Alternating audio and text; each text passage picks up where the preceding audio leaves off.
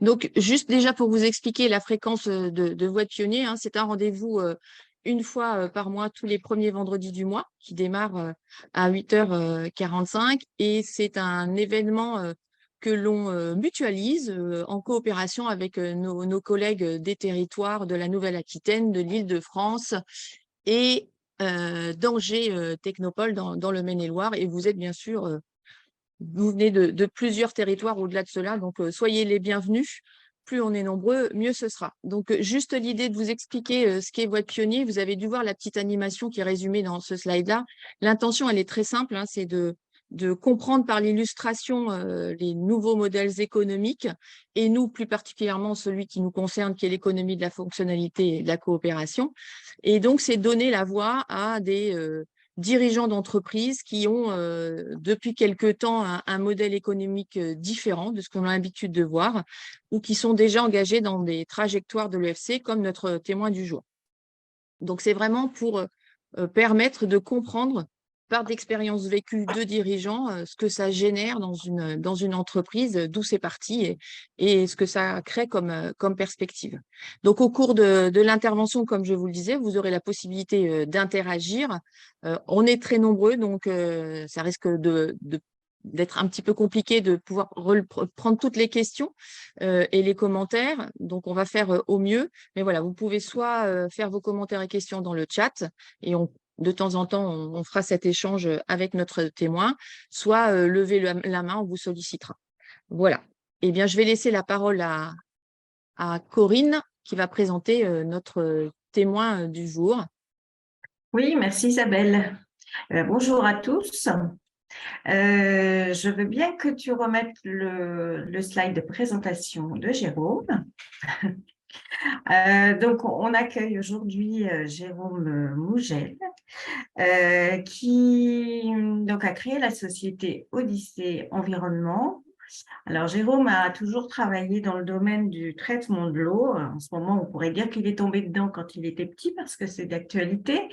Ce parcours professionnel l'a amené à être en fait à vouloir reprendre une société, puis finalement cette société a été reprise par un grand groupe et il s'est pas senti bien dans ce grand groupe et donc il a créé Odyssée Environnement il y a 15 ans avec d'autres associés.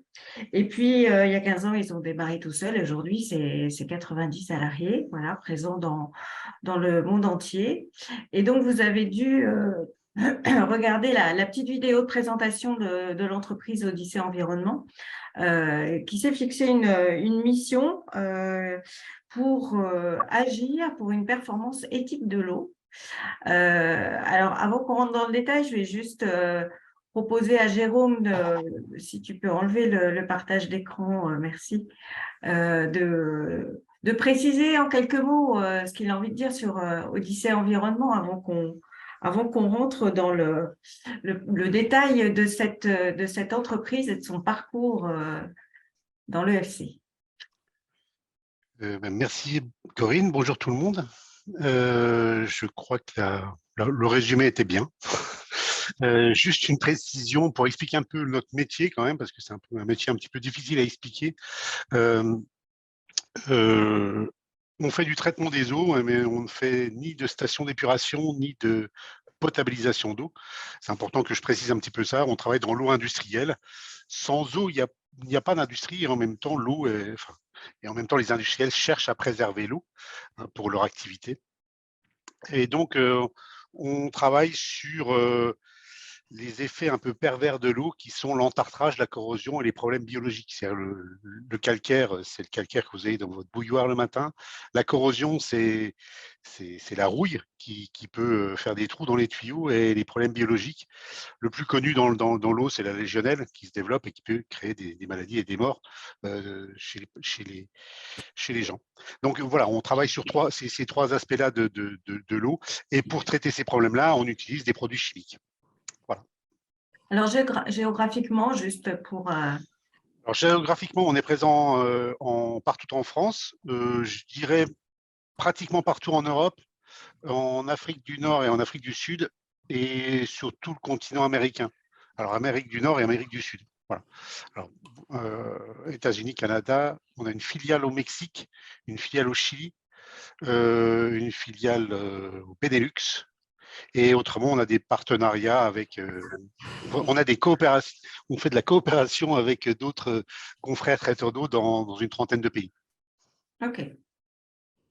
Alors, quand on a préparé cette intervention, on s'est dit qu'on pouvait peut-être démarrer par les limites, c'est-à-dire quelles limites dans ce métier vous avez rencontrées au fil de l'eau et qu'est-ce qui vous a fait bouger dans votre modèle économique? Alors, les limites de notre métier, c'est une réflexion que l'on a eue sur tout vendeur de produits chimiques vend ses produits chimiques au kilo. Donc, nous, on ne dérogeait pas à la règle. Donc, tous nos produits sont vendus au kilo. Et quand il y a un appel d'offres, généralement, dans l'appel d'offres, vous avez une ligne en disant qui décrit un petit peu le produit, enfin l'utilité du produit, et puis en bout de la ligne, vous mettez un prix. L'acheteur, généralement, concatène, fait la somme de tous les prix, et à la fin, vous avez un prix global, et la société qui est retenue, c'est celui qui a le prix le moins important dans la case du bas. Ça nous posait problème parce qu'on fait des produits à forte valeur ajoutée et à forte externalité. C'est-à-dire que nos produits ont beaucoup d'avantages, ont tendance à coûter un petit peu plus cher que les autres parce que c'est des produits fortement formulés. Et donc, ça nous posait un petit peu problème je crois qu'il y a un micro d'ouvert dans les oreilles. Ah, Il y a, merci. excusez-moi, et ça nous posait préjudice parce que nos produits étaient comparés à un prix. Voilà. Donc, c'était vraiment ça qui nous posait problème.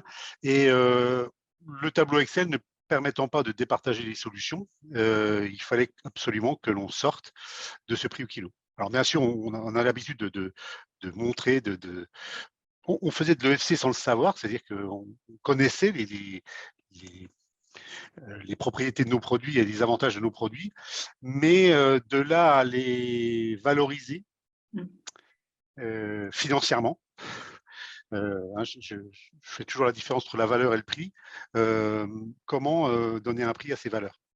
Voilà. Alors, sachant que vos clients, c'est des Engie, Dalkia, c'est ça? Alors, on travaille dans tout type d'industrie avec les énergéticiens, Engie, Dalkia, oui, mais beaucoup dans l'agroalimentaire également, enfin partout où il y a d'industrie, parce que partout où il y a d'industrie, il y a de l'eau. Donc, l'industrie pharmaceutique, l'industrie automobile, la sidérurgie, l'imprimerie, mais aussi la géothermie, pas le particulier, mais le tertiaire, les grands bureaux, les centres commerciaux, vous avez de la climatisation. La climatisation, c'est de l'eau. Donc, partout. Voilà, Okay. Donc, vous êtes rendu compte que finalement, les effets utiles de votre intervention n'étaient pas valorisés, monétisés. Et puis, vous souhaitiez vous mettre aussi un peu en ligne avec les valeurs de l'entreprise. Alors, ça s'est fait un petit peu différemment. Je dirais que ça s'est fait à l'inverse. On a travaillé beaucoup alors, j'ai fait une formation de l'EFC. J'étais allé voir une personne de l'ADEME qui m'a dit, vous faites de l'EFC. Donc, je ne savais pas trop ce que c'était. Et puis, il m'a proposé de faire une formation que j'ai fait en Alsace. Et puis, et je me suis rendu compte que le fait de proposer, enfin, que les conséquences de l'utilisation de l'eau euh, pouvaient créer une performance. Donc, on a saucissonné un petit peu notre offre en différents types de performances, la performance hydrique, environnementale, etc. Et puis, pour faire passer le message en interne, parce que je pense que l'EFC, il y a un travail en interne et en externe, on a choisi c'est un changement de métier, si vous voulez. Donc, on a choisi un nouveau nom de métier parce qu'on se faisait appeler traiteur d'eau. Vous voyez que quand on dit traiteur d'eau, on pense tout de suite station d'épuration et eau potable, ce qu'on ne fait pas du tout. Donc, on a choisi de changer de nom, de se faire appeler hydroéthicien. Je ne sais pas si vous avez suivi un peu ça, mais on a inventé un nom, hydroéthicien. Donc, l'éthique de l'eau. On a défini une mission, agir pour une performance éthique de l'eau. On a travaillé sur les valeurs dans notre entreprise pour que les gens se rendent compte que le fait de vendre des produits chimiques et notre modèle économique, et le modèle économique que l'on avait avant, qui n'est pas très vertueux, on va dire, était basé sur la vente de produits chimiques. C'est-à-dire que plus les gens vendent du produit chimique, plus notre usine tourne, plus les commerciaux se font de l'argent parce qu'ils sont payés en fonction de la vente de produits chimiques. Vous voyez que c'est un cercle non vertueux qui nous amène à vendre de plus en plus de produits chimiques. Le fait de faire de l'EFC, c'était aussi une volonté parce que dans Odyssée Environnement, il y a environnement, donc de vendre des produits chimiques les plus verts possibles, parce qu'on ne peut pas vivre sans produits chimiques. C'est un peu compliqué. Enfin, tout est chimie, hein, on est bien d'accord. De faire des produits chimiques de plus en plus verts. Donc, on a sorti un produit chimique à base de plantes, 100% à base de plantes, c'est le premier au monde. Mais toute cette modification-là devait être portée en interne par l'ensemble de nos collaborateurs. C'est pour ça que je dis que c'est un peu à l'inverse. C'est pour soutenir un peu le FC aussi, mais c'est complémentaire. Enfin, je veux dire, il y a un moment, c'est comme quand on fait une chanson, est-ce qu'on fait la musique, est-ce qu'on fait les paroles au début? Bon, c'est voilà. Maintenant, la chanson, c'est les deux, et il faut que les deux soient raccords pour que, en interne, on porte un petit peu ces valeurs et le FC pour se dire comment on va faire pour améliorer notre performance commerciale. Alors, bien sûr, on a changé le type de rémunération de nos Ouais, commerciaux, on a ça changé pas mal de bousculait choses. quand même pas Donc, mal. ça a bousculé pas mal de choses, mais pour changer les contrats de travail, il faut bien que les gens soient conscients de ce que l'on veut faire, pourquoi on veut le faire et comment on va le faire. Alors, avant qu'on parle de l'interne et notamment des commerciaux, en fait, votre proposition de valeur, donc, elle est aujourd'hui différente de celle de vos concurrents et d'une certaine façon, vous cherchez à contribuer à la performance du client. Vous allez vers un certain nombre de paramètres, de nouveaux paramètres pour Oui, valoriser votre offre. oui, tout à fait. Alors, je dirais que c'est la base du commerce. La base du commerce, c'est de répondre aux envies du client. Ce qu'on oublie souvent d'ailleurs. Donc, c'est de savoir quelles sont les performances que le client souhaite obtenir d'une société comme la nôtre. Donc, c'est un peu de se mettre de leur côté. Et pour que ça soit bien simple, pour le client et pour nous en interne, c'est-à-dire qu'on a saucissonné un petit peu les performances. Parce que dans une entreprise, donc c'est avec ce travail-là qu'on s'est rendu compte que dans l'entreprise, il y avait beaucoup de parties prenantes qui n'avaient pas toujours les mêmes performances. Alors, c'est malheureux à dire, mais je pense que chaque personne dans une entreprise a des targets, a des obligations, a des objectifs. Et la prise de décision se fait généralement entre plusieurs personnes. Et comme toutes ces personnes ont des objectifs différents, vous n'avez pas une solution globale et uniforme de performance à leur proposer. Je vous donne un exemple plus simple. L'acheteur, il a une performance de prix. Voilà. Est-ce qu'il est… alors, quand je dis ça, quand il y a des acheteurs dans la salle, ils me disent ouais, mais on n'a pas que ça, etc. Oui, bien, je caricature un petit peu, mais la QHSE va peut-être avoir des objectifs de performance de pollution ou de non-pollution ou de CO2, etc. L'exploitant va avoir une performance de tranquillité, de sécurisation de son installation. Et vous voyez que tout ça a soit des impacts positifs ou négatifs sur le prix, et à la fin, c'est quand même l'acheteur qui signe. Donc, comment saucissonner ces valeurs, comment mettre autour de la table toutes les parties prenantes. Donc ça, j'ai appris que c'est impossible. C'est-à-dire que dans une entreprise cliente, vous ne pouvez pas mettre l'acheteur, le risk manager, la personne du QHSE, l'exploitant, etc. autour de la table, parce que déjà à l'intérieur, ils ne se comprennent pas et ils ont difficilement, ils arrivent difficilement à se parler. Donc, c'est un travail à faire, nous, en interne, en prenant une partie, je dirais, du moins, de ça, et puis après, à recueiller les morceaux, en prouvant aux autres parties prenantes qui n'étaient pas autour de la table au début que notre action est intéressante. Voilà, donc c'est pour ça qu'il y a des performances, on donne une valeur à chaque performance proposée, parce que les problèmes ont une valeur et puis les solutions aussi. Donc, c'est le message qu'on souhaite faire passer à nos clients. C'est pas évident, hein, c'est pas évident. Alors, c'est évident quand on le dit, mais c'est pas si évident que ça à faire passer le message et à chambouler un petit peu, à se passer de ce tableau Excel qui donne un prix à la fin. De toute façon, à la fin, on arrive à un prix quand même. Hein, il y a un prix à la fin, mais comment faire cette proposition éthique, c'est tout notre challenge. Mais c'est passionnant. Oui, en Juste fait, oui, Isabelle, vas-y. j'avais une question. Ouais. Vous disiez, Jérôme, que c'était difficile de mettre les parties prenantes autour de la table pour essayer d'identifier la performance et que donc vous avez fait ce travail-là. Est-ce que vous l'avez d'abord fait, vous, en chambre, c'est-à-dire en interne à l'entreprise et après, comment vous avez procédé pour valider le fait que la performance que vous imaginiez, elle était bien en ligne avec la réalité de vos différents interlocuteurs? Alors, c'est la performance, c'est l'interlocuteur qui me donne sa performance. Vous proposez une économie globale, c'est ça, au Non, final? oui, non, enfin, dans le commerce, on ne vend pas ce qu'on a envie de vendre, on vend ce que le client a envie d'acheter. Donc la performance, j'arrive toujours vierge de performance quand je vais voir quelqu'un. Alors, dans notre métier, on a la chance d'avoir beaucoup de leviers pour jouer sur telle ou telle performance. On a 250 produits chimiques, mais je peux vous proposer des performances sur tout. Si vous proposez, je vais vous donner un exemple. Il y a des sociétés qui ne sont pas intéressées par l'économie d'eau. Il y a des gens qui ne sont pas intéressés par ne moins polluer. Qu'est-ce que vous voulez que je vous dise? Si quelqu'un n'est pas intéressé pour moins utiliser d'eau, pour moins polluer, etc., je ne vais pas vendre un produit vert à quelqu'un qui ne veut pas moins polluer. Je veux dire, je ne vendrai rien, je ne proposerai pas de service. Alors, je ne dis pas que je ne propose pas des produits qui sont plus vertueux, mais ça, c'est notre politique interne de supprimer tous les produits qui sont dangereux, mais ce n'est pas un argument de vente si on parle de vente.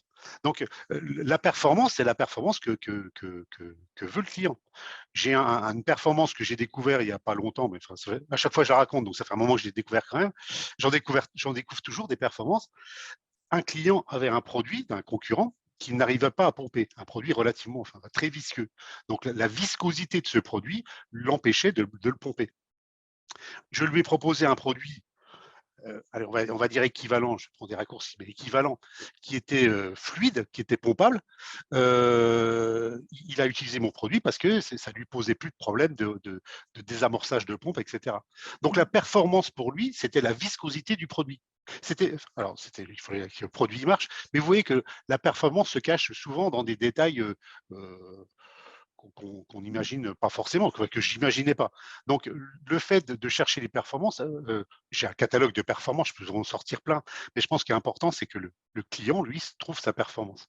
Oui, de bien comprendre finalement quels sont les leviers qui sont portés par le client ou par l'utilisateur pour pouvoir être en échange avec lui sur quelque chose qui va lui permettre de gagner en performance avec sa performance.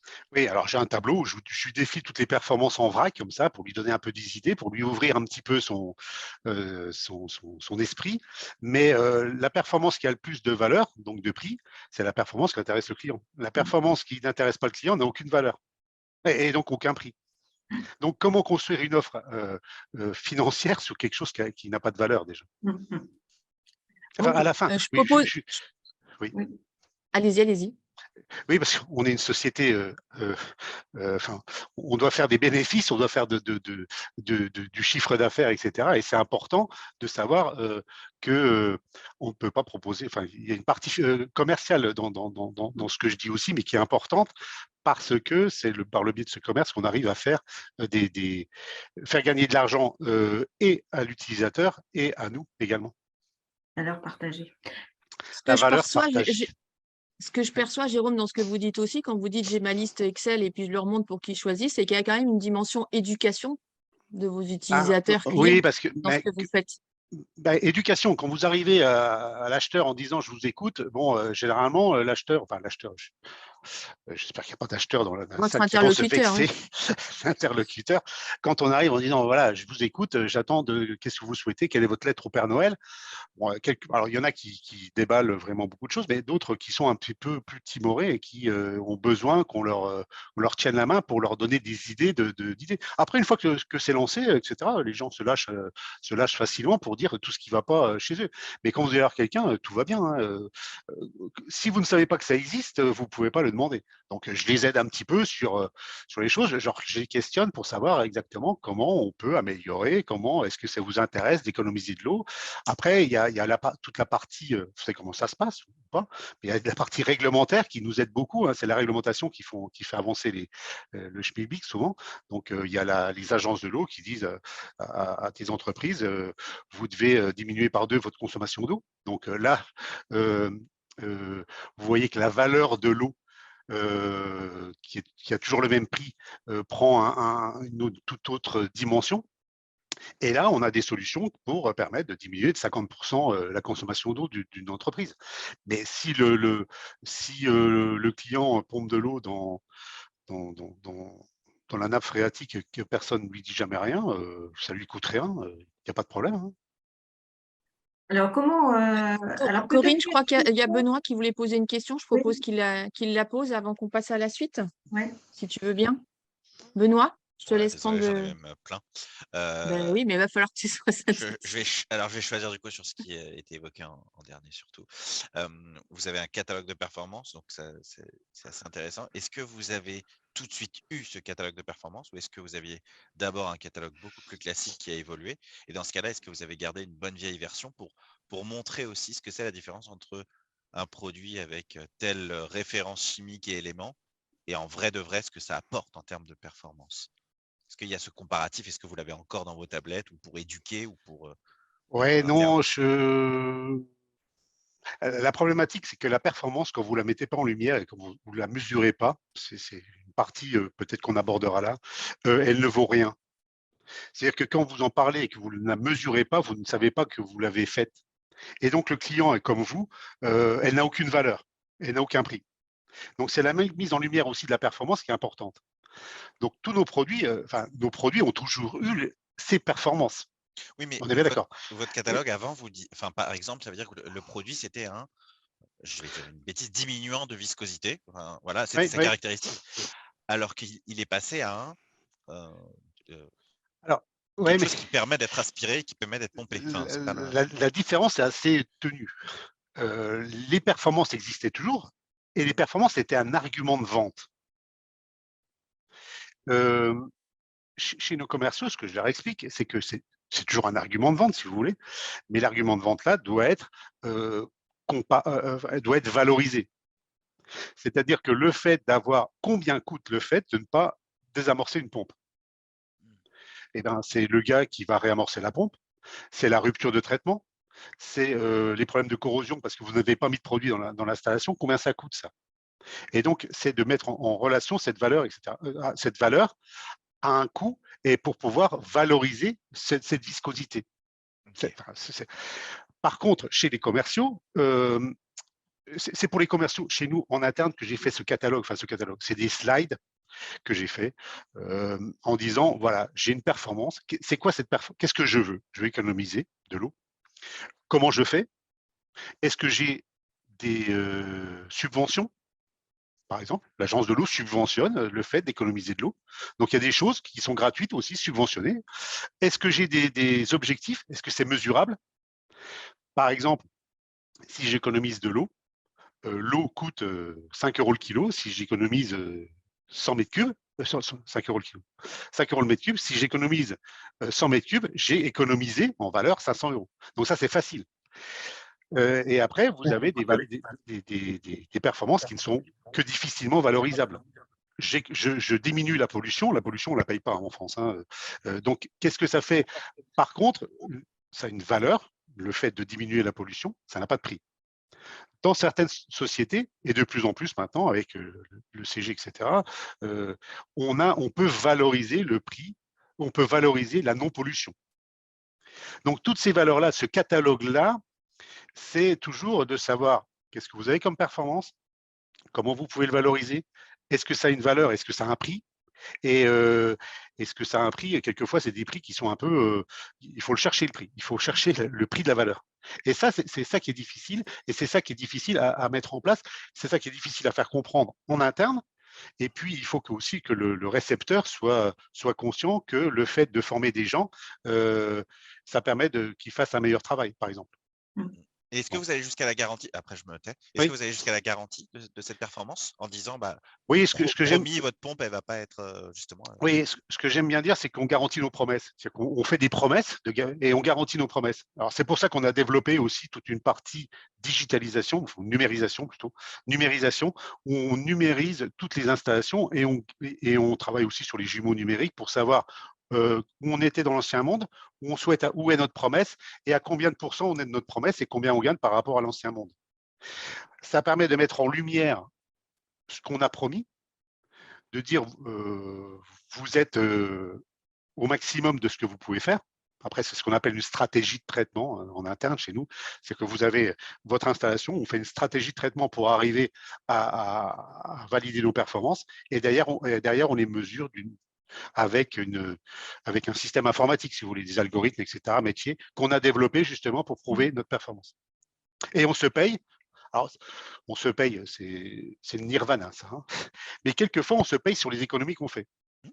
Et on gagne plus d'argent sur les économies que l'on fait. Et je vous raconte pas le client. Hein. On prend que 30% des économies qu'on fait. Donc, le client, il est très heureux.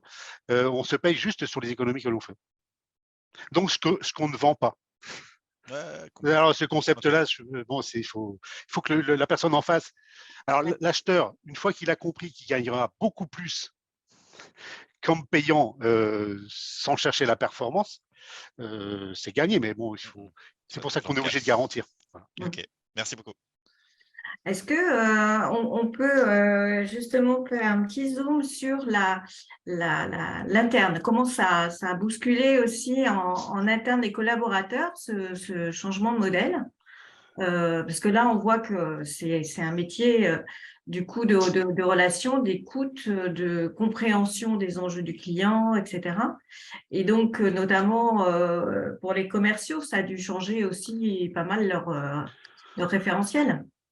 Oui, alors chez nous, c'est beaucoup d'ingénieurs. Hein, donc, je pense qu'ils ont tout ce qu'il faut dans la tête pour faire marcher leur matière grise et trouver les performances. Mais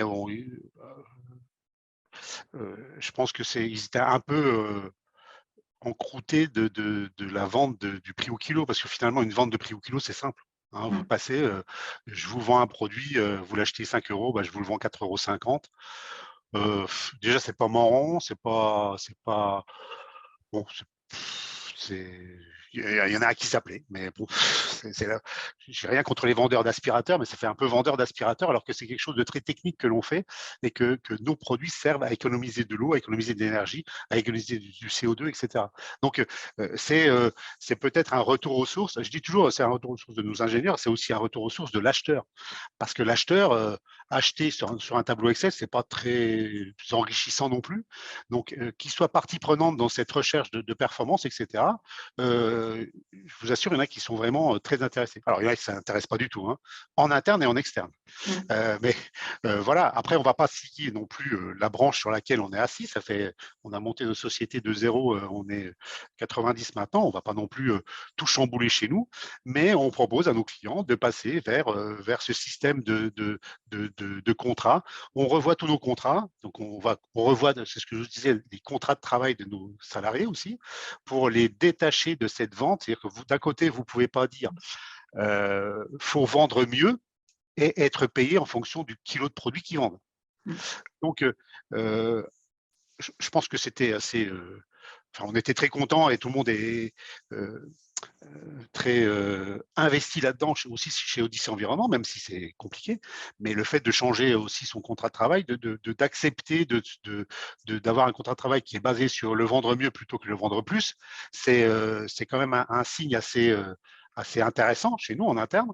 Et puis, c'est pas fini, hein. On travaille toujours là-dessus, sur l'éducation, sur comment changer aussi. On a des groupes de travail, on travaille là-dessus aussi sur comment proposer ça à nos clients et puis comment faire la part des choses aussi avec le client qui veut pas, qui veut rester à l'ancienne, on va dire, et puis celui qui veut progresser un petit peu. C'est un peu aussi de l'éducation de nos clients. Mais c'est un travail de longue haleine aussi, hein. C'est beaucoup plus long que de vendre un produit à 4,50 € plutôt que 5 €, hein. C'est pas la même chose. Mais ça crée encore une fois de la confiance, ça crée de la collaboration avec nos clients, ça crée de l'investissement de nos clients et nous aussi. Et c'est super agréable. Voilà. J'ai vu passer des questions de Céline, de Stéphanie. Peut-être c'est le moment de les… Je suis Je veux bien concentré, faire je lis aucune je veux bien, question. je veux bien faire la voix de Céline qui n'a pas de micro. Elle avait deux questions, hein. La première, c'est la question de la relation commerciale avec le client, c'est-à-dire ça change le temps et le travail entre le commercial et le client et comment ça se passe, à quelle fréquence, est-ce que c'est une fois par an que les bilans sont faits? Et puis sa deuxième question, c'est comment vous avez identifié les premiers clients, hein, les clients qu'elle a qualifiés d'open, hein, les un peu early Ouais. adopters, et où est-ce que vous les avez trouvés? Est-ce que c'est déjà dans des entreprises EFC ou voilà, et est-ce que vous avez réussi à embarquer justement des clients dans cette démarche-là? Vous disiez qu'ils ne sont pas tous intéressés par l'économie d'eau, etc. Aujourd'hui, c'est quoi votre constat, votre conclusion sur ces sujets-là? Ouais, l'habit fait pas le moine. Des fois, on est surpris des gens qui sont intéressés et des gens qui ne sont pas intéressés. Il y a des grandes sociétés qui font leur chou gras de leur valeur, etc. Et qui pondent des appels d'offres complètement hors sol sur des tableaux Excel. Donc, il y a une grande société, par exemple, où on allait au bout de la discussion en leur disant: je ne réponds pas à votre appel d'offres parce que votre appel d'offres n'est pas un bon appel d'offres. C'est-à-dire qu'il ne répond pas à nos valeurs. Vous ne donnez pas, vous utilisez, vous prônez l'économie d'eau, etc., de l'eau pure, etc., et vous mettez des produits polluants dans votre eau. Ce n'est pas dans nos valeurs. Alors, bizarrement, ils nous ont choisi pour le deuxième tour. Sans répondre à l'appel d'offres, j'ai été choisi au deuxième tour. Donc, ça veut dire qu'ils étaient intéressés par mon discours. Je n'aurais donné aucun papier, hein, rien du tout. Je leur ai juste dit que ce n'était pas possible de faire des appels d'offres comme ça. Bon, à la fin, je n'ai pas été pris, hein, mais voilà, c'est de l'acculturation de nos clients. Mais je pense que des gens qui sont dans le FC, il n'y a pas beaucoup d'industriels, de gros industriels qui sont investis là-dedans. Je trouve ça dommage. Enfin, on est une manufacture, on va dire ça comme ça, chimique. On vend des produits chimiques, ce qui est deux gros mots quand même. Donc, le fait de faire de l'EFC là-dedans, c'est un peu atypique, je dirais. Mais alors, on fait de plus en plus de produits verts, etc. On fait on a des solutions 100% verts, 100% éthiques, 100% fonctionnelles, etc. On peut aller beaucoup, enfin, on peut aller très loin là-dedans. Et on se rend compte que finalement, maintenant, de plus en plus, et ceux qui sont plus intéressés, c'est… alors, sur Paris, par exemple, sur Paris, les centres commerciaux, donc qui sont des clients 100%, financiers, on va dire, eh ben, sont super intéressés là-dessus. Et je dirais que bizarrement, c'est la finance qui nous pousse parce que la performance financière d'utiliser un produit vert et d'utiliser des produits vertueux et de faire des choses bien et d'économiser de l'eau dans ce sens-là, ça leur plaît parce que ça donne une valeur plus importante à leur société. Et c'est quand même un changement de… c'est bizarre, je ne pensais pas que ça allait venir de là, je pensais que ça allait venir peut-être de l'exploitant qui pensait que c'était mieux de faire ci, ça. Bon, lui, l'exploitant, il veut que ça marche. Hein, voilà. Donc c'est pour ça, lui, la performance, c'est que ça marche. Donc on lui garantit que ça marche. Voilà. Mais peut-être le plus grand levier, c'est la performance financière finalement. Qu'est-ce qu'amène l'EFC, qu'est-ce qu'amène l'offre vertueuse sur le prix d'une société, sur le prix financier d'une société. Vous voyez ce que je veux dire? Ouais. Et c'était un… Voilà. Vous me demandez quel est où ça marche le mieux, hein, c'était peut-être un peu ça la question. Voilà, parce qu'autrement, des petits, des gros, il y en a, ça marche bien, etc. Engie, par exemple, et Dalkia sont super intéressés, mais après, c'est des grands mastodontes aussi, et il faut il y a pas mal d'acheteurs, il y a pas mal d'exploitants, des choses comme ça. On arrive à faire ce qu'on aime bien faire chez eux dans les grandes structures, c'est de faire, et ce qu'ils peuvent faire aussi, c'est des tests, Oui, des expérimentations, des choses comme ça. Alors, vous passez par des expérimentations, mais ça commence. On a fait une vidéo, par exemple, sur la chaufferie de Nantes, réseau de chauffage urbain de Nantes, où là, on propose des choses. Alors, est-ce que c'est 100% EFC 100% EFC, je ne sais pas si ça existe, mais on a des bribes de performance qu'on arrive de confiance qui se crée, et c'est super intéressant. Et on récupère petit à petit tout le réseau de chauffage urbain parce que c'est le bouche à oreille qui fait la chose, plus que notre conviction à convaincre. Il y a une question de Stéphanie aussi sur ce contrat de performance finalement. Comment est-ce que vous arrivez à partager les gains de performance sur le long terme, en année 3, 4, etc. On signe des contrats de 3, 4, 5 ans. Un client qui est content, pourquoi il changerait? Nous, on vend du consommable. Hein. Donc, nos clients, on l'espère pour la vie.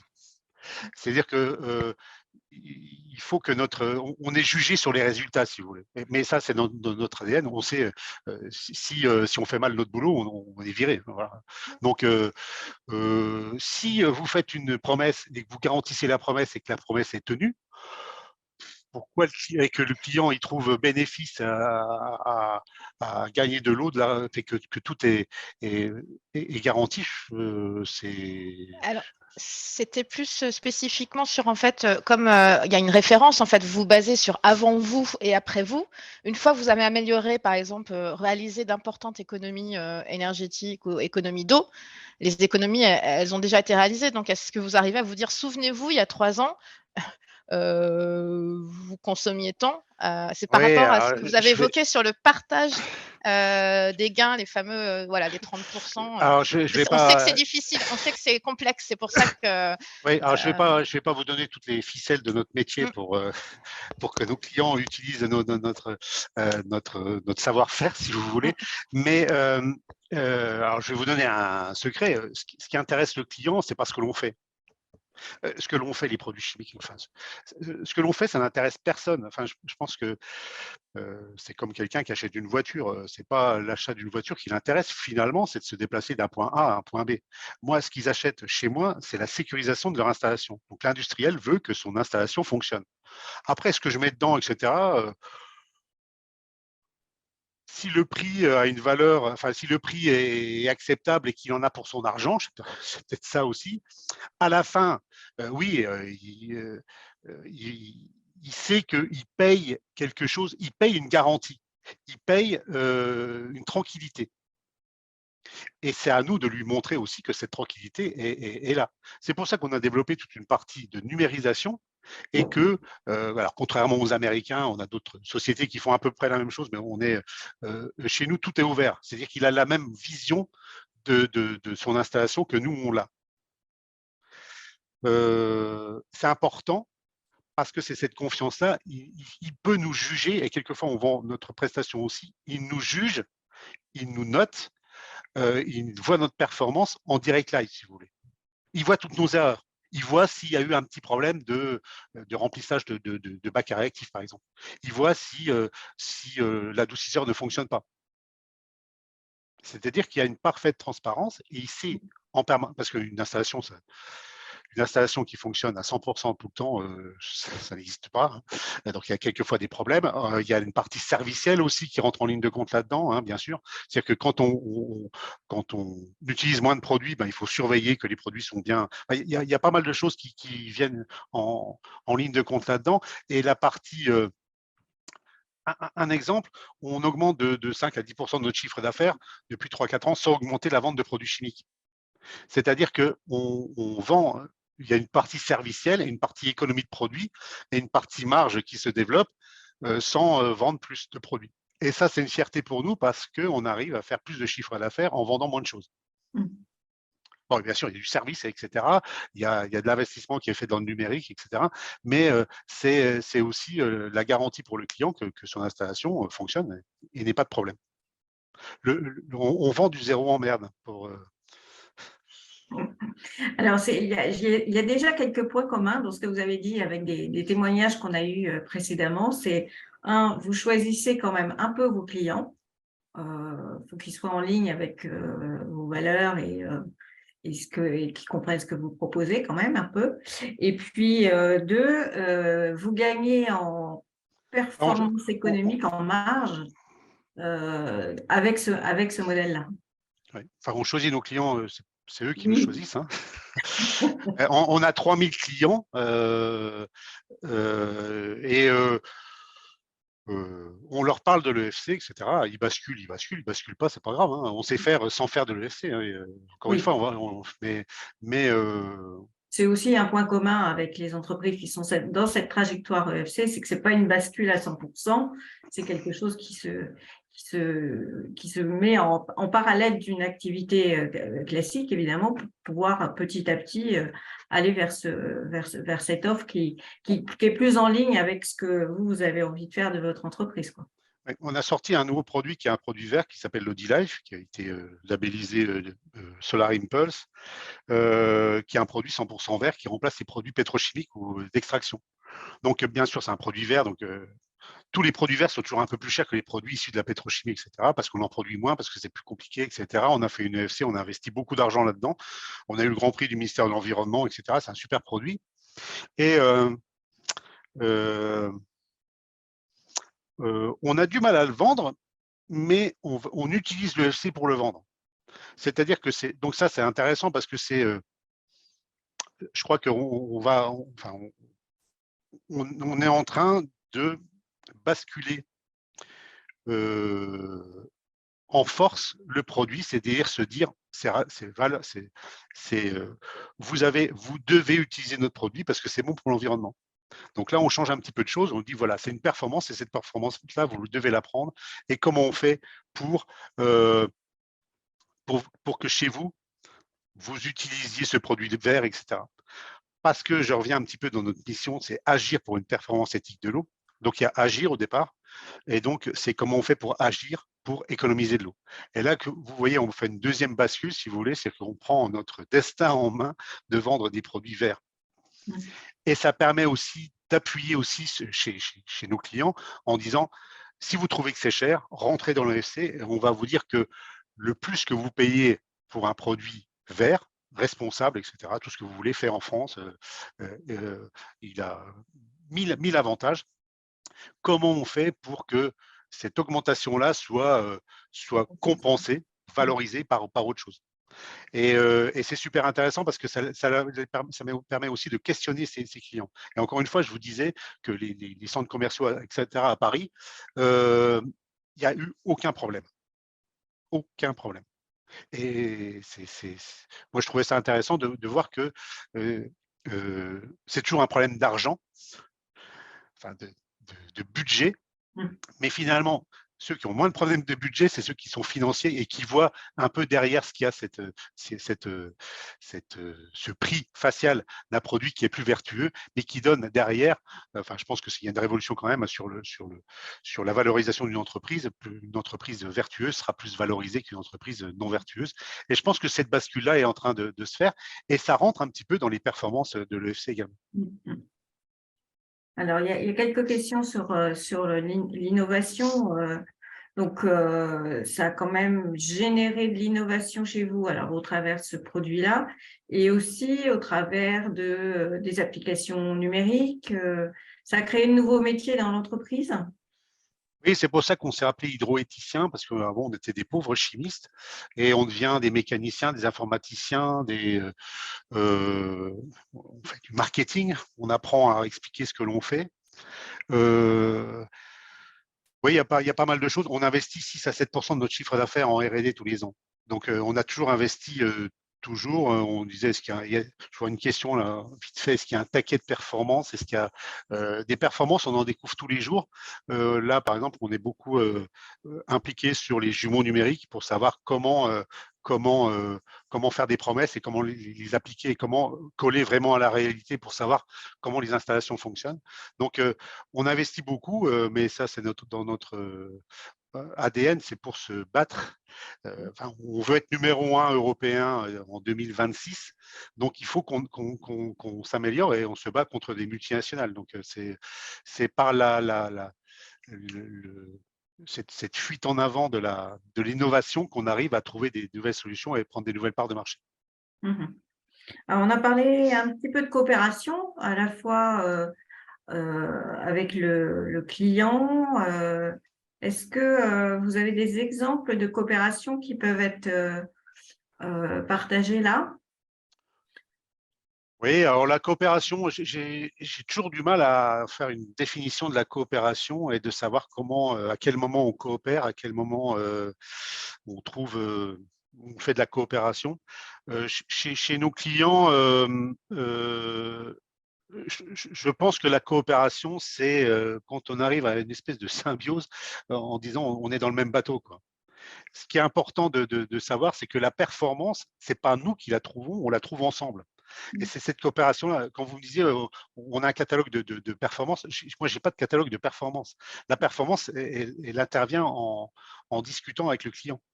Et je pense que c'est ça, c'est peut-être cette libre parole avec le client. On a un très gros, je suis en train de chiffrer une très grosse installation là pour économiser des milliers de mètres cubes d'eau sur une installation. On ne parle plus de prix. On ne parle plus de prix parce que il y a la confiance qui s'installe et le client sait pertinemment, on l'a déjà diminué de 50% sa consommation d'eau en faisant des choses, il sait pertinemment que ce que l'on lui propose sera super bien. Et donc, travailler dans cette ambiance-là, je vous assure que c'est super agréable, encore une fois. Et ça nous permet de se partager le travail. Moi, ça ne m'intéresse pas de lui vendre une pompe de circulation pour alimenter tel ou tel parade, parce que je ne sais pas faire. Et je ne sais pas faire, donc je vais prendre un sous-traitant qui va prendre une marge. Moi, je vais prendre une marge aussi. Ça ne m'intéresse pas. Donc, je lui dis, écoute, si vous pouvez vous intéresser à ça, moi, ça m'intéresse. Faire du calorifugage de tuyaux, moi, ça ne m'intéresse pas. Cette libre parole de dire aussi à nos clients, et je pense que c'est ça aussi ce que je cherche avec mes partenaires, c'est important de dire ce qu'on sait faire, ce qu'on ne sait pas faire, et de trouver d'autres personnes qui savent sûrement mieux le faire que moi. Quand vous êtes un petit peu plus tendu sur des appels d'offres ou des choses comme ça, vous répondez à tout, à n'importe quoi, et vous faites quelquefois de grosses erreurs. Je ne dis pas qu'on ne fait pas d'erreurs, mais quand on fait ce qu'on sait faire, ça limite un petit peu la problématique. Donc, c'est ça qui est… c'est peut-être ça la coopération finalement. Alors, quelques questions que je vois. Le pourcentage de clients qui ont basculé vers le FC?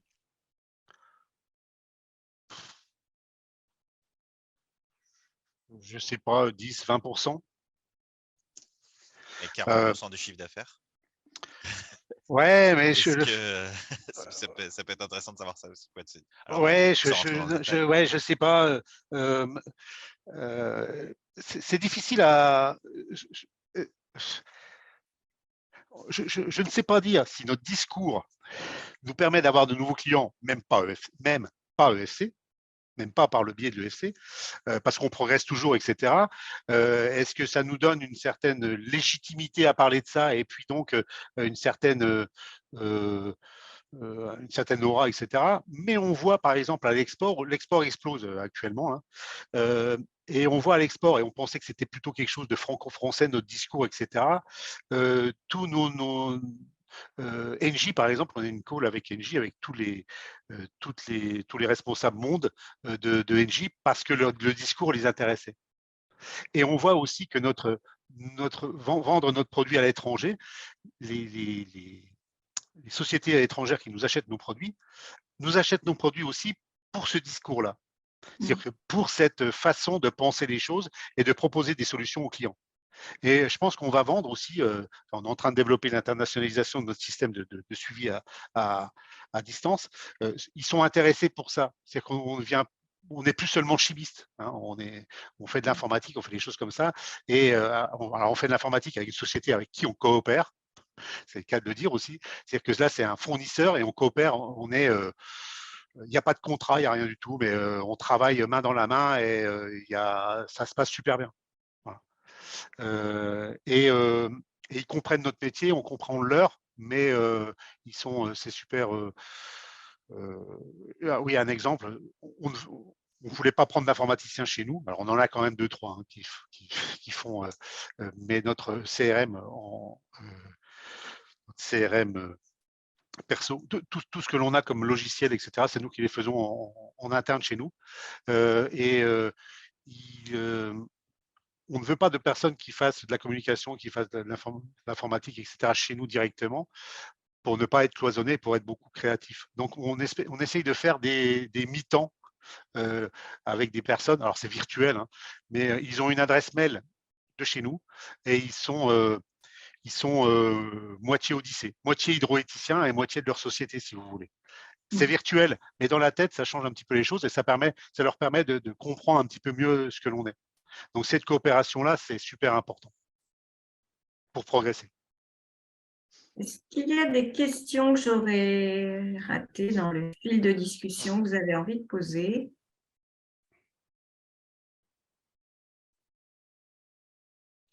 Oui, Pierre-Gilles.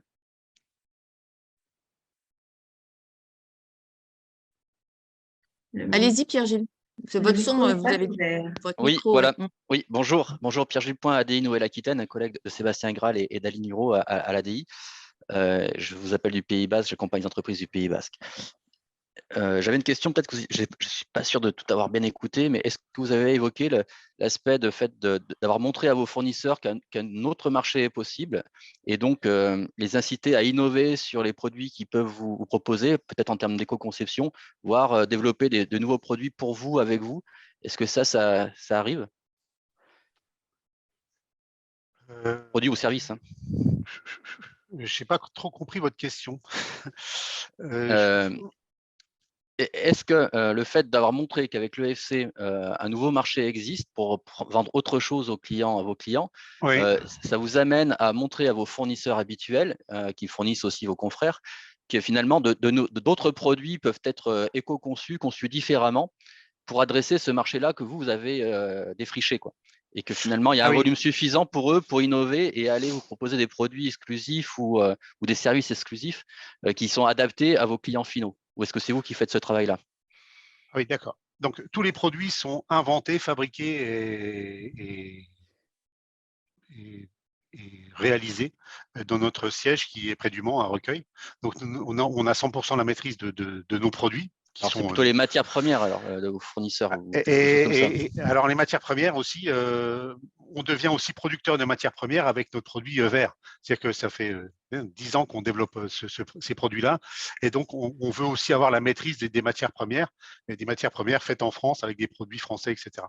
Donc, on essaye de se détacher, parce que dans notre métier, dans la chimie, si vous voulez, vous avez des fiches de sécurité. Si vous déposez un brevet, vous êtes obligé de donner la formule. Et si vous donnez la formule, 2 jours après, vous êtes copié. Donc, c'est toujours une fuite en avant sur la formulation, sur les produits. Le fait aussi de produire des produits verts on ne dit pas la plante de laquelle est extrait le produit, parce que si on donne la plante, tout le monde va faire de l'extrait. Donc, notre EFC, notre savoir-faire, etc., c'est sur la manière de proposer, sur la manière de proposer nos solutions. Après, sur le matériel, etc., on demande à nos fournisseurs, ceux qui nous fournissent des matières premières éventuellement, ou alors du matériel, de nous aider à rentrer dans cette recherche de performance. C'est que moi, le cahier des charges que je leur demande, c'est de dire qu'est-ce que votre capteur, qu'est-ce que votre matériel va nous permettre de mettre en lumière pour calculer une performance. Alors, ça peut être des débitmètres, des mesures de température, de pression, etc., ou d'autres capteurs. Je suis lauréat d'un appel à projet des Pays de Loire. Là, c'est un espèce d'appel à projet à l'envers. J'ai une problématique, c'est-à-dire que je cherche à avoir des capteurs pour faire des solutions ou des algorithmes pour faire de l'intelligence artificielle avec notre système de digitalisation. Et il y a des sociétés qui répondent à ça en disant tiens, moi j'ai telle solution. Je trouve ça super intéressant parce que c'est moi qui monte, c'est l'agence, c'est la région Pays de Loire qui monte ça, et c'est moi qui suis dans le jury et qui vais choisir quelle société a la meilleure solution pour me permettre, moi, de mesurer une performance. Et donc, avec nos fournisseurs, on leur dit, des fournisseurs qui fournissent aussi pas mal de confrères, on développe avec eux des systèmes différents qui nous permettent, nous, d'être plus performants que nos confrères. C'est la guerre commerciale un peu. Hein. Merci. Oui, donc c'est ça, c'est vecteur d'innovation. Oui, oui, tout à fait. Et parce on que fait. C'est ce qui nous intéresse à l'agence. Hein. On pousse l'innovation et le EFC, c'est aussi un moyen d'aller aussi impliquer par ruissellement, finalement, ça marche des fois, de l'innovation chez nos fournisseurs. On a des fournisseurs qui ont du matériel qui ne vendent pas parce que ça n'intéresse personne. Nous, ça nous intéresse parce qu'il y a tel capteur, etc., qu'on peut brancher sur notre box qui nous permet d'avoir des informations que jusqu'à présent, personne n'avait accès. Et donc, à chaque fois qu'on a une nouvelle information, on peut faire un nouvel algorithme et on peut voir les choses qui se passent et puis calculer une performance. Okay. Performance, c'est un tiroir. Hein. Dans ce que vous venez de dire, Jérôme, en fait, pour revenir au sujet d'éducation du client, vous êtes aussi dans une démarche d'éducation de vos fournisseurs. Enfin, vous les sélectionnez et peut-être qu'en leur posant des questions, vous les faites grandir et innover également par rapport à ce qu'évoquait Pierre-Gilles comme oui, comme la question. coopération, c'est en interne chez nous. C'est pas une mince affaire. Hein. Via nos clients et avec nos fournisseurs, c'est pas une mince affaire non plus. Mais on entraîne nos fournisseurs également à nous apporter des solutions. Parce que si quelqu'un nous apporte des innovations, des performances, ça nous intéresse aussi. Hein. Ça nous permet d'être meilleurs sur pas mal de choses. Et vous en faites la preuve qu'un marché existe pour ce type de solution. Quoi. Oui, oui. Par exemple, un adoucisseur, on a beaucoup travaillé sur les adoucisseurs, qui est un truc que tout le monde fait. Hein. Je pense qu'on vous rend un adoucisseur intelligent, n'importe quel adoucisseur de n'importe quelle marque intelligent. Et on est les seuls à le faire. Hein. Et par exemple, dans un appel d'offres, on a mis ça,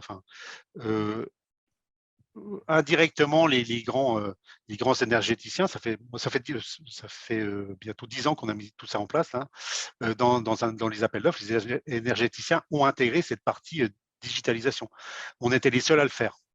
Et donc, nous, ça nous intéressait parce que c'était quelque chose qui était dans l'appel d'offres, donc on a réussi à répondre facilement parce que tout était en place. Et donc, tous nos confrères ont couru après, ont eu 1 an pour développer leur système de digitalisation. Alors, on arrive bientôt dans les 10 dernières minutes là. Est-ce que on peut se dire que aujourd'hui, quels sont les défis pour l'avenir, et puis est-ce que vous avez des conseils à partager avec nous? Les défis pour l'avenir. Alors, les défis pour l'avenir, notre ambition, c'est ça, c'est d'être numéro 1 en 2026 en Europe. On se fixe des objectifs comme ça, des plans quinquennaux, pour savoir où on va, comment on va y aller, etc. Pourquoi ça? Parce que c'est une envie de disséminer un petit peu notre savoir-faire, etc., un peu partout en Europe et dans le monde. Ça n'a rien à voir avec l'EFC, mais c'est ce qui nous anime. Deuxième chose, c'est toujours toute la partie environnementale qui nous intéresse. C'est-à-dire qu'on on vend des produits chimiques, mais c'est ce qui permet d'économiser énormément d'eau. Donc, c'est de continuer à sortir des produits de plus… et donc, c'est ce que disait Pierre-Gilles, des produits de plus en plus verts. Donc, on travaille énormément en R&D, etc., sur des produits de plus en plus vertueux. Et donc, pour les vendre, d'accélérer un petit peu sur l'EFC parce qu'on ne peut vendre des produits… on est obligé d'intégrer toute la partie performance pour vendre ces produits vertueux. Alors, on parle beaucoup de croissance, de décroissance, de faire des choses… j'ai plus de terme qui me vient en tête, mais c'est d'être frugal, de faire des choses… je pense que c'est la bonne voie pour faire des choses. On sait faire des choses avec pas grand-chose. On sait économiser énormément d'eau, énormément d'énergie, etc. On sait tout faire dans le traitement des eaux. Bien sûr, ça coûte de l'argent parce que ça nécessite pas mal d'investissements, des choses comme ça. Et le fait de penser que faire des économies sans utiliser de l'argent, c'est un petit peu illusoire. Et donc, pour que tout le monde y gagne, et l'acheteur en particulier, il faut mettre du prix sur chaque valeur. Et je pense que la valeur CO2, la valeur eau, la valeur pollution, etc., qui sont difficilement convertibles actuellement en euros, va prendre pas mal de prix, va être de plus en plus cher, coûteux. Et donc, je pense que c'est cette mise en lumière de ces valeurs, de ces prix qui est intéressant à mettre en place. Et c'est ça que je trouve passionnant dans l'EFC. Alors justement, on va laisser la parole à Isabelle, qui va nous faire un petit décryptage de ce témoignage Vision AFC, si tu peux nous partager ton écran. Et puis, on va conclure en vous donnant les rendez-vous des prochains mois pour Voix de Pionnier. Merci en tout cas, Jérôme, pour ce partage. Merci. Alors, hop. Oui, alors merci vraiment pour tout ça. Il y aura encore plein de choses à dire, plein de questions à poser, c'est normal. Donc, effectivement, au fur et à mesure des échanges, j'essaie de capter les éléments principaux. Donc, vous m'excuserez si j'en ai loupé certains. Donc, je vais partager mon écran. Donc, ce que j'ai retenu et ce que j'ai noté d'important dans votre proposition,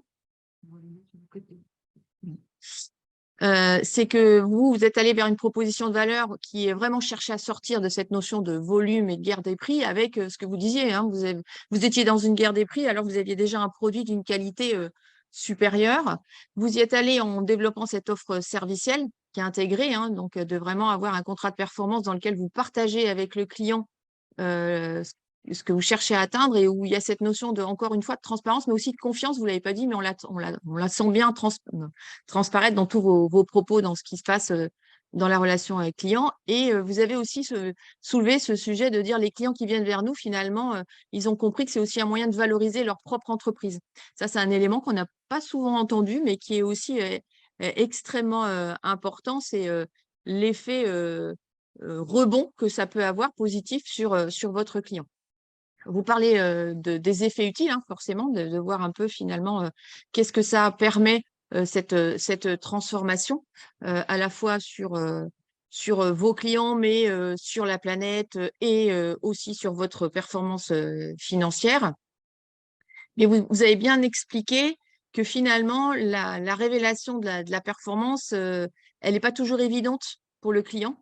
Et donc, c'est d'être en capacité à la fois de le questionner, mais aussi de lui d'illustrer, démontrer des performances qu'il pourrait atteindre auxquelles il n'a pas pensé et qui va faire finalement qu'il va il va aller dans une démarche de coopération et de performance d'usage avec vous.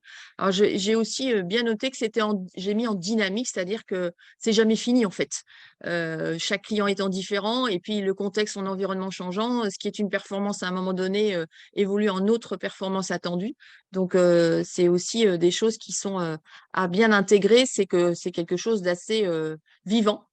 Vous avez aussi insisté sur la notion de l'évaluation de cette performance, hein. C'est un système de mesures qui permettent de dire on a une promesse et on est en capacité de prouver au client que cette promesse, on la tient. Et c'est pas toujours simple, il faut en être conscient. Parce que voilà, c'est des choses qui sont déterminantes dans le fait que le client embarque avec vous. Et puis sur la partie création et partage de la valeur, bah, j'ai repris vos mots, hein. On se rémunère sur ce que l'on ne vend pas. Donc ça, c'est extrêmement important aussi, hein. C'est cette notion de sortir de la notion de volume à tout prix. Et vous améliorez finalement votre performance financière, rentabilité de l'entreprise sans, encore une fois, vendre plus de quantité de produits. Et puis sur les autres éléments, hop, je ne vois pas. Alors, on voit bien hein, que votre métier a complètement évolué, hein. Vous l'avez dit vous-même, on est passé de traiteur d'eau à hydroéthicien, que ce n'est pas des choses qui se font facilement.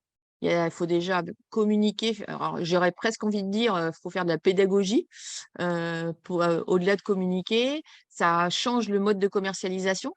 Vous avez évoqué les contrats des commerciaux où c'était vendre mieux. Et ça fait émerger effectivement des nouvelles compétences au cœur de l'entreprise. Et puis sur la coopération, il y a bien les 3 niveaux que vous avez évoqués, la performance évidemment avec le client, la coopération, pardon, évidemment avec le client, la coopération avec des fournisseurs pour finalement les embarquer avec vous dans l'atteinte de cette performance du client. Et puis l'idée aussi de coopérer avec des métiers qui ne sont pas vos métiers de cœur et dans lesquels vous n'avez pas à aller. Et je trouve intéressant cette idée de mutualiser, c'est-à-dire des temps partagés, des temps partiels avec des acteurs qui contribuent à atteindre votre résultat, mais qui ne sont pas de votre cœur de métier, peut-être tout ce qui est outils digitaux et communication que vous aviez évoqué. Et puis, on avait aussi évoqué, mais ça a été peu évoqué tout à l'heure, vous êtes dans un projet aujourd'hui de gouvernance avec l'actionnariat des salariés, je crois. Alors,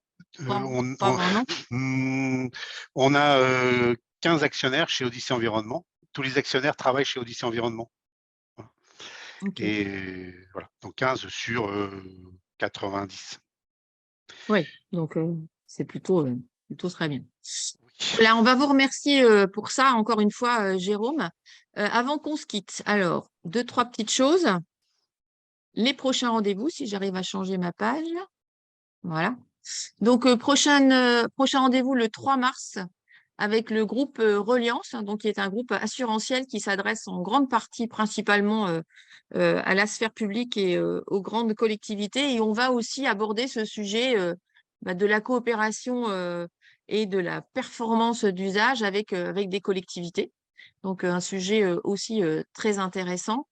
Vous avez là toutes les dates avec déjà les témoins qui sont positionnés sur les dates à venir. Et puis, pour information, suite à la demande de certains d'entre vous qui ne peuvent pas toujours participer, on met les replays, alors ils sont bruts, hein, tels qu'on les réalise aujourd'hui, sur notre chaîne YouTube. Donc, vous avez le lien là via le QR code, mais on peut vous le retransmettre. Et on a aussi positionné ces enregistrements en podcast pour ceux qui sont en mobilité et qui veulent principalement écouter lors de leur déplacement.